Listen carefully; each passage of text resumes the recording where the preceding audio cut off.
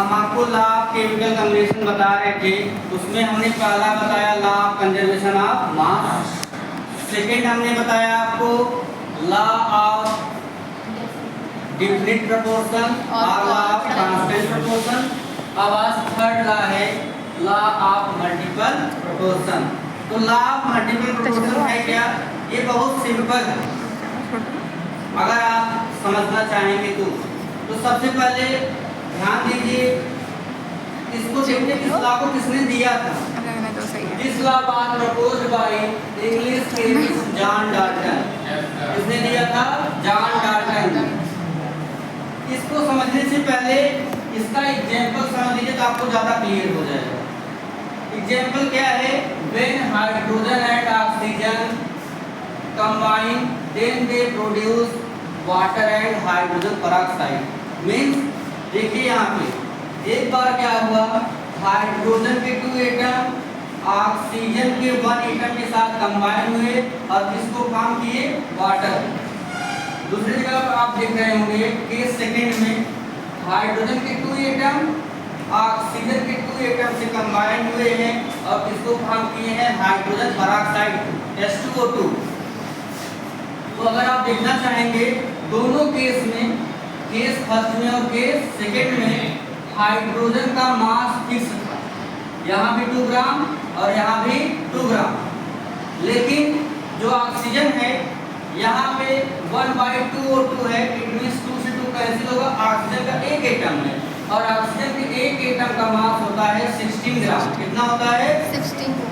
और ऊपर आप देखिए ऑक्सीजन का 1 एटम कंबाइन हो रहा है और उससे जस्ट नीचे के सेकंड में O2 ऑक्सीजन के 2 एटम कंबाइन हो रहे हैं। एक का मास है 16 ग्राम और 2 का मास है 32 ग्राम। तो देखिए इन्होंने क्या बताया, इसी से यही से लॉ क्लियर होती है।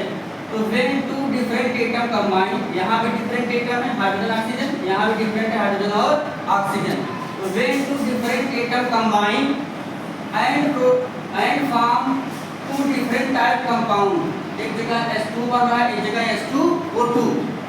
When 2 different atom combine and form 2 different type of compound, then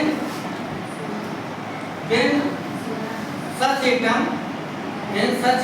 ऐसे एटम जो दूसरे एटम के फिक्स मास से कंबाइन होते हैं, then such atom ऐसा एटम जो दूसरे एटम के फिक्स मास से कंबाइन होता है, वो जो कंबाइन होने वाला एटम था उन दोनों एटम के बिटवीन में सिंपल रेशियो होता है। तो अगर यहाँ पे हम देखना चाहें तो ratio between combining oxygen atom 16:32। पहले वाले में जो ऑक्सीजन एटम यूज हुआ है उसका मास है 16 ग्राम और दूसरे वाले में कितना है? 32 ग्राम। दोनों के बिटवीन का रेशियो देखेंगे 16:32। तो 16 में 16 और 62 जा 32, तो ये 1:2। इनके मास में कितना रेशियो है? 1:2। और ये हमेशा बना रहेगा, ये कभी चेंज नहीं होगा। बस यही है आपका लॉ ऑफ मल्टीपल प्रोपोर्शन। माने 2 एटम कंबाइन होंगे, उसमें से जो एक एटम होगा उसका मास फिक्स रहेगा और जो दूसरा एटम कंबाइन हो रहा होगा उसका मास फिक्स नहीं होगा, दोनों में अलग अलग होगा। और वही जो एटम है जिसका मास अलग अलग है उसके मास में सिंपल रेशियो होगा, सिंपल होल नंबर रेशियो। इसी को बोलते हैं लॉ ऑफ मल्टीपल प्रोपोर्शन। तो डेफिनेशन देख लीजिएगा, according to this law when two different type atoms chemically combine, and produce 2 different type compound, और 2 different type compound को क्या करें? प्रोड्यूस करें। इसके बाद 2 different type of compound, the such atom which then यहाँ पे रहेगा आपका then such atom which combine with other atoms fixed mass। तो वो एटम जो दूसरे एटम के फिक्स मास से कंबाइन हो रहा है always in simple ratio by mass, वो हमेशा क्या होता है? सिंपल रेशियो बाई या simple whole number ratio by, और always in simple whole number, simple whole number ratio by, वो हमेशा क्या होगा, होल नंबर के सिंपल रेशियो में होगा। यही क्या है आपका लॉ ऑफ मल्टीपल। ये क्लियर हुआ? हाँ चलिए ठीक है। इसके बाद इसका एक एग्जाम्पल मैं यहीं पे और बता दे रहा हूँ, आप ध्यान से उसको देख लीजिए। ये नोट हो गया सभी का? हाँ एक बार फिर लिखिए एग्जाम्पल सेकेंड। एक मिनट के लिए आप थोड़ा सा वेट करिए, मैं एग्जाम्पल सेकेंड में यहाँ पे आपको बता दे रहा हूँ। अब आगे समझिए, सेकेंड एग्जाम्पल है इसी का।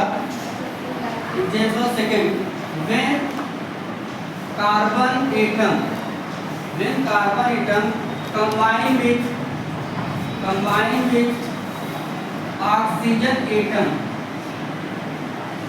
अब देखिएगा यहाँ पे दो केस बनेगी। केस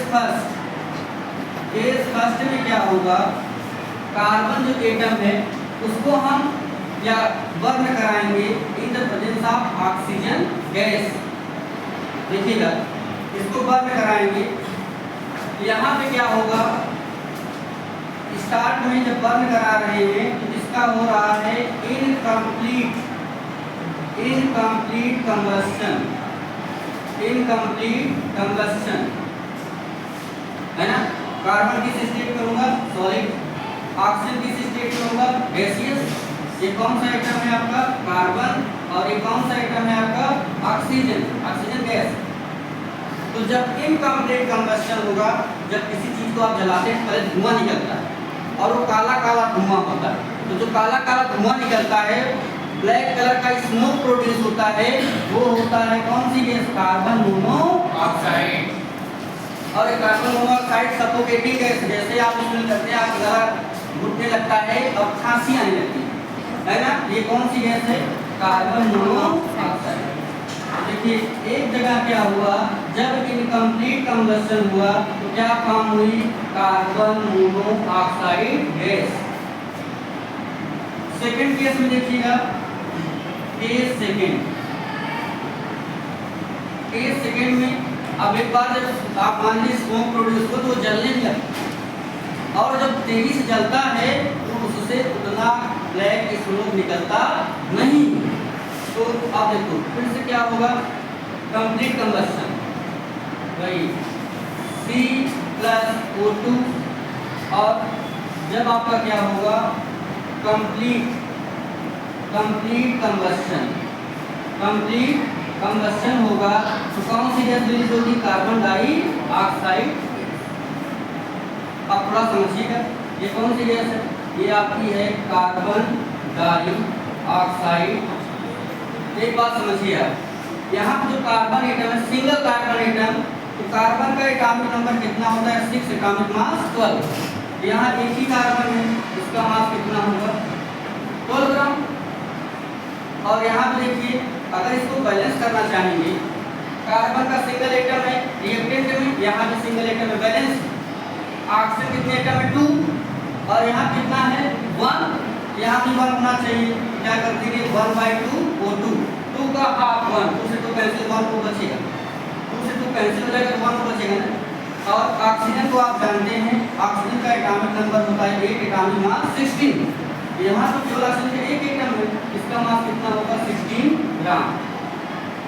अब दोनों जब अटैच हो जाएंगे तो 16 और 12 कितना हो जाएगा, 28 ग्राम। अब इस केस में आ जाए नीचे वाले में, केस सेकंड, यहाँ पे कार्बन का 1 ही एटम, बोलिए 1 एटम का मास कितना होगा, 12 ग्राम। और यहाँ कितने एटम ऑक्सीजन के हैं, 2, तो 1 का 16, 2 का 32, 16 2 जा 32 ग्राम। इन दोनों को ऐड कर दीजिए, यहाँ पे कितने ग्राम CO2 निकलेगा, बोलिए, हाँ 44 ग्राम। तो देखिएगा अगर इसमें आप ध्यान समझिए, यहाँ पे दोनों कार्बन एटम का मास फिक्स है, यहाँ भी 12 ग्राम यूज हुआ और यहाँ भी 12 ग्राम यूज हुआ, और जो कंबाइन हो रहा है एक जगह वो 60 ग्राम है, एक जगह 32 ग्राम। तो अगर मान लीजिए इसका रेशियो हम देखेंगे, जिसका मास चेंज हो रहा है, जिसका नहीं चेंज उसमें नहीं देखना है, उसका जो फिक्स है, जो कंबाइन हो रहा है उसका मास का रेशियो देखेंगे। रेशियो बिटवीन ऑक्सीजन एटम या कंबाइनिंग ऑक्सीजन एटम। फिर से देखिए वही केस हुआ यहाँ पे। अगर देखेंगे तो पहले वाले का मास कितना है 16 ग्राम, दूसरे का मास कितना है 32 ग्राम। तो यहाँ पे देखेंगे 16 ग्राम रेशियो कितना 32 ग्राम, ग्राम से ग्राम कैंसिल होगा, 16 1 जा 16, 16 2 जा 32। तो यहाँ पे देखिए सिंपल मोल नंबर रेशियो आया। यही आपका क्या है लॉ ऑफ मल्टीपल प्रोपोर्शन का एग्जांपल, हमेशा सिंपल रेशियो है। क्लियर हो गया, इसको नोट कर लीजिए।